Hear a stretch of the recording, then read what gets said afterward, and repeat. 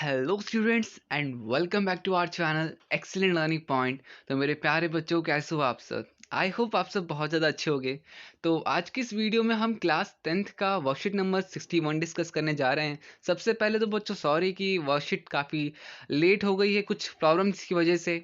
खैर, ये बच्चों हमारी हिंदी की वर्कशीट है, माता का अंचल कृतिका भाग 2 का। ये बच्चों हमारी डेट जो है 27 नवंबर, मतलब कि आज की वर्कशीट है हमारी। ठीक है, तो बच्चों ज़्यादा मैं टाइम यहाँ पे वेस्ट नहीं करूँगा। और सॉरी कि मैं आज ये वर्कशीट इतनी एक्सप्लेन नहीं कर रहा। मैं आपको क्वेश्चन आंसर्स कुछ इस तरीके से एक्सप्लेन करूँगा कि आपको ऊपर में जो भी लिखा हुआ है वो आपको समझ में आ जाएगा।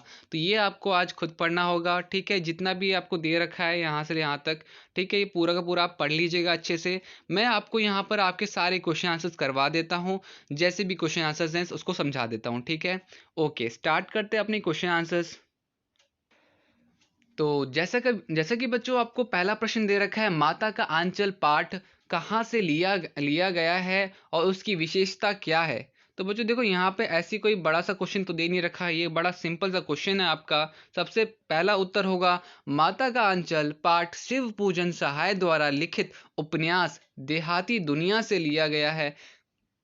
इस पाठ की विशेषता है कि इस पाठ में ग्रामीण अंचल और उसके चरित्रों का एक सुंदर चित्र प्रस्तुत किया गया है। बालकों के खेल, कौतूहल, माँ की ममता, पिता का दुलार, लोकगीत आदि का प्रसंग इसमें बहुत ही जीवंत रूप में प्रस्तुत किया गया है। ठीक है बच्चों, तो इस कविता में क्या क्या चीज़ें थी वो भी मैंने बता दी, किसने लिखी थी वो भी मैंने बता दी, कहाँ से ये चीज़ लिया गया है, कहाँ से ये पाठ लिया गया है माता का आंचल, तो वो बच्चों देहाती दुनिया से लिया गया है। तो ये सारी चीज़ें मैंने आपको प्रश्न 1 में बता दी। तो आई होप आपको इतना आइडिया तो लग ही गया कि इस कविता में क्या क्या है। इसके बाद प्रश्न 2 क्या पूछा जा रहा है, इस पाठ में किन किन बातों का सजीव और रोचक चित्रण किया गया है? तो यहाँ पे बच्चों इसका उत्तर क्या होगा, इस पाठ में बाल मनोभाव की अभिव्यक्ति के साथ ही साथ तत्कालीन समाज के पारिवारिक परिवेश का सजीव और रोचक चित्रण किया गया है। ठीक है बच्चों, तो दो लाइनें आपको ध्यान में रखनी है। क्या? बाल मनोभावों की अभिव्यक्ति के साथ ही साथ किसकी? समाज के पारिवारिक परिवेश का, ठीक है, सजीव रोचक चित्रण। यहाँ पे बच्चों यही दो चीज़ों को लेकर के पूरी की पूरी आपका ये पाठ जो है बनाया गया था इस चैप्टर का।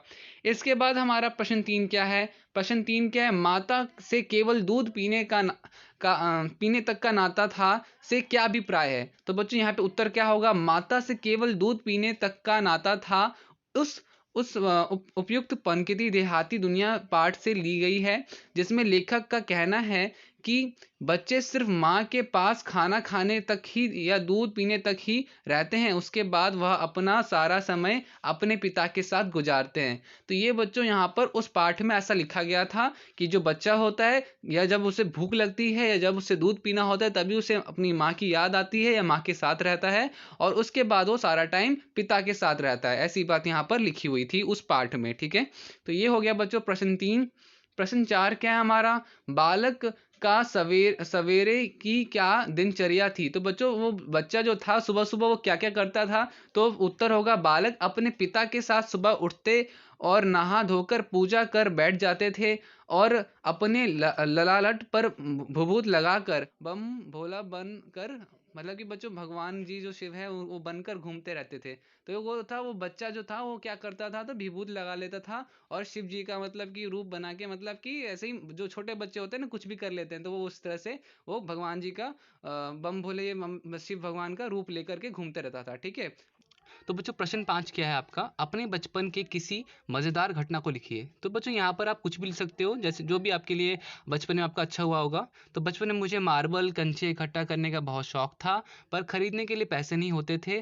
तब मेरी बहन मार्बल्स का लालच देकर के मुझसे अपना काफ़ी काम करवाती थी और फिर 3 या 4 मार्बल लेती थी। तो ज़रूर बच्चों आप सब भी अपने छोटे भाई बहन से काम करवाते होगे। शायद मैं तो मतलब कि थोड़ा बहुत करवाता ही था। तो फिर 3 या 4 मार्बल लेती थी, मैं उसी में बहुत खुश हो जाया करता था, लेकिन बाद में पता चला कि मार्बल्स तो बहुत सस्ते आते हैं। तो मतलब यही सब कुछ आपको मज़ेदार सा जो भी आपको लगता है कि आप बचपन में करते थे वो आपको यहाँ पे लिखना है। तो आज की वीडियो में इतना ही, उम्मीद करता हूँ सारी चीज़ें आपको समझ में आई होंगी। वीडियो अच्छी लगी तो लाइक शेयर कमेंट ज़रूर कीजिएगा। आज की वीडियो में इतना ही, मिलते हैं नेक्स्ट वीडियो में, तब तक के लिए bye bye and take care.